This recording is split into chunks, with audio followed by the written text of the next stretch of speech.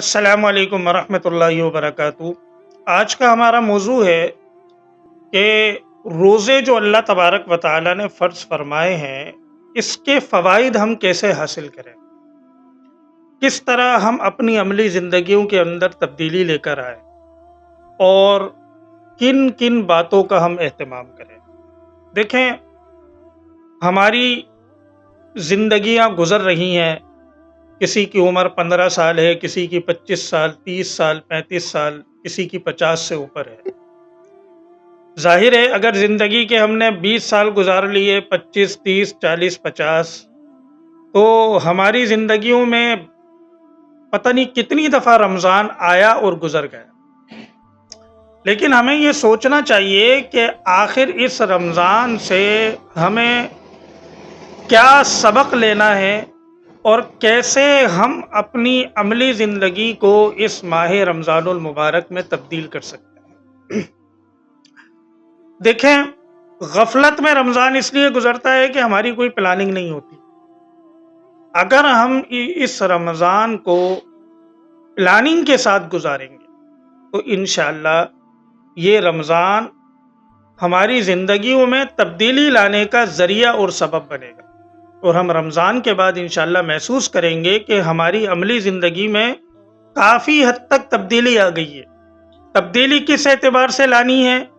کہ ہم میں اللہ تبارک و تعالیٰ کے احکام کی عظمت پیدا ہو، رسول اللہ صلی اللہ علیہ وسلم کی سنتوں کی اہمیت پیدا ہو، نیکی کی طرف ہمارا دل لگے، عبادات میں دل لگے، گناہوں سے ہم بچنا اس کا ذریعہ ہم تلاش کریں، سبب تلاش کریں، گناہوں سے بچنے کی کوشش کریں۔ پلاننگ کا طریقہ یہ ہوگا، اور اس کو آپ آزما کر دیکھیں، انشاءاللہ فائدہ ہوگا، کہ دیکھیں ہوتا یہ ہے کہ جب رمضان آتا ہے تو چونکہ ہر مسلمان جانتا ہے کہ اللہ نے یہ مہینہ عبادت کے لیے دیا ہے، تو شروع میں بڑا جوش اور جذبہ عبادت کا ہوتا ہے، روزوں کا بھی اہتمام ہوتا ہے، تراویح کا بھی، نوافل کا بھی، دعاؤں کا بھی، تلاوت کا بھی۔ اور پھر جیسے جیسے 6، 7، 8، زیادہ سے زیادہ 10 دن گزرتے ہیں تو جو گراف ایک دم اوپر تیزی کے ساتھ چڑھا تھا وہ اتنی تیزی کے ساتھ ایک دم نیچے آ جاتا ہے، اور پھر رمضان کے 7، 8، 10 دن گزرنے کے بعد ہماری زندگی وہی پرانی ترتیب پر آ جاتی ہے۔ اس کی وجہ یہ ہوتی ہے کہ ہمیں رمضان کیسے گزارنا ہے ہم نے اس کی پلاننگ نہیں کی۔ ہمیں اگر ہم پلاننگ کر لیں تو یہ رمضان ہمارے لیے کرامت بن جائے۔ ہم نے جو پچھلا رمضان گزارا، ہم اس پچھلے رمضان میں اپنے معمولات کو سامنے رکھیں کہ ہمارے اس رمضان میں جو گزر گیا اس میں ہماری عبادت کا کیا طریقہ تھا، ہم میں گناہوں سے بچنے کا اہتمام کتنا تھا، عبادات کا اہتمام کتنا تھا، روزوں کے آداب کی رعایت ہم نے کتنی رکھی، تراویح کا اہتمام کتنا رہا، نوافل کا کتنا رہا، تہجد کا کتنا رہا، قرآن کریم کی تلاوت کا کتنا رہا، صدقہ دینے کا اہتمام کتنا رہا، اس سب کو ہم ایک جگہ نوٹ کر لیں، اور نوٹ کرنے کے بعد پھر اس رمضان میں یہ عزم کر لیں کہ اگر میں نے پچھلے رمضان میں ایک قرآن کریم اللہ کے فضل سے ختم کیا تھا تو اب مجھے اپنی اس عبادت میں ترقی لانی ہے، 2 قرآن کریم ختم کرنے ہیں۔ اگر چند رکعت نوافل کا اہتمام تھا پچھلے رمضان میں تو اب اس اہتمام کو بڑھانا ہے۔ تراویح اگر میری چھوٹ رہی تھی پچھلے رمضان میں تو اب اس رمضان میں مجھے تراویح نہیں چھوڑنی۔ خدا نہ خواستہ اگر روزے چھوٹ رہے تھے بغیر کسی وجہ کے تو اب اس رمضان میں یہ عہد کرنا ہے کہ مجھے ایک بھی روزہ نہیں چھوڑنا۔ صدقہ خیرات کا جتنا اہتمام تھا اللہ نے اگر ابھی بھی حیثیت دی ہوئی ہے تو تھوڑا سا انسان اس میں اضافہ کر لے۔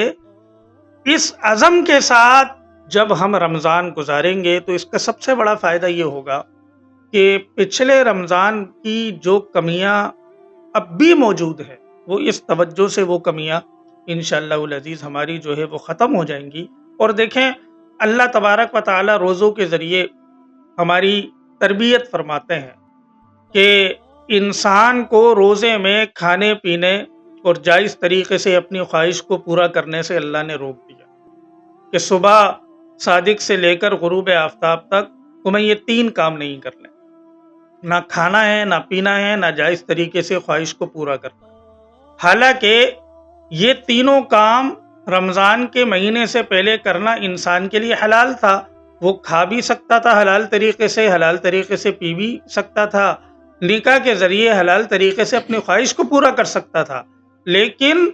اللہ نے روزے کی شکل میں انسان پر رمضان میں کچھ وقت کے لیے پابندی لگا دی۔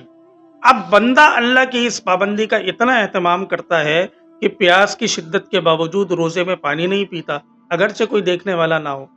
بھوک کی شدت کے باوجود کھانا نہیں کھاتا، اگرچہ کوئی دیکھنے والا نہ ہو، کیونکہ اس کے ذہن میں یہ بات بیٹھی ہوئی ہے کہ میں نے صبح صادق سے لے کر غروب آفتاب تک اللہ کے لیے کھانا چھوڑا ہے، پینا چھوڑا ہے، مجھے اپنے اس وقت کو پورا کر کے جیسے ہی غروب آفتاب ہوگا، پھر جب اللہ کا حکم آئے گا کہ اب افطار کرنا ہے، اب کھانا حلال ہے، پینا حلال ہے، تب مجھے کھانا پینا شروع کرنا ہے۔ تو دیکھیں اللہ کے حکم کی خاطر اس روزے میں بندے نے حلال چیزیں چھوڑ دی، صرف اس وجہ سے کہ میرا اللہ مجھ سے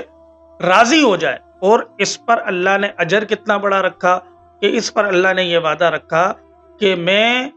اس روزے دار کو جو بدلہ دوں گا اس کا میں اعلان ابھی نہیں کرتا، جب یہ میرے پاس آئے گا تو میں اس کو اپنی رضا اور شان کے مطابق جو ہے روزے کا اجر عطا فرماؤں۔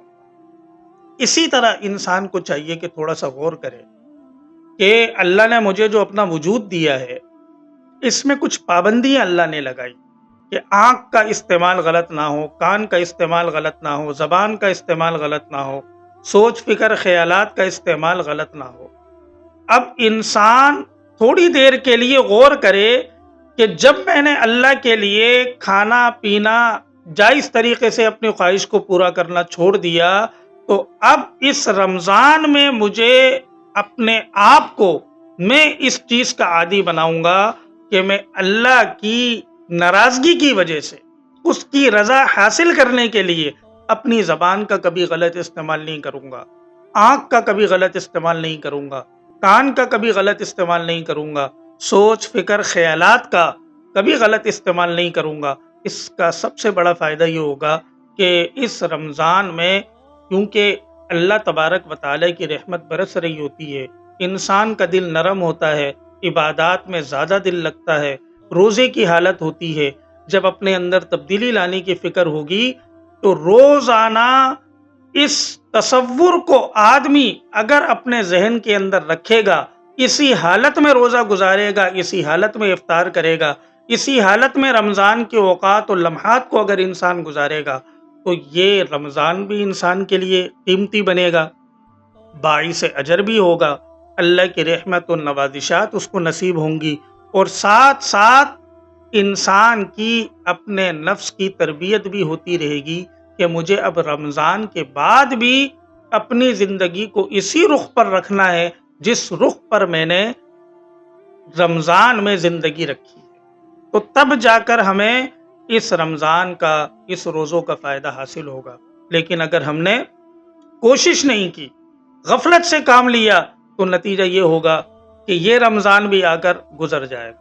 اور زندگی کا کسی کو پتہ نہیں، کیا پتہ کس کی زندگی کا یہ آخری رمضان۔ اس لیے اگر اللہ نے موقع دے رکھا ہے تو انسان اس مہینے سے بھرپور فائدہ اٹھائے، ان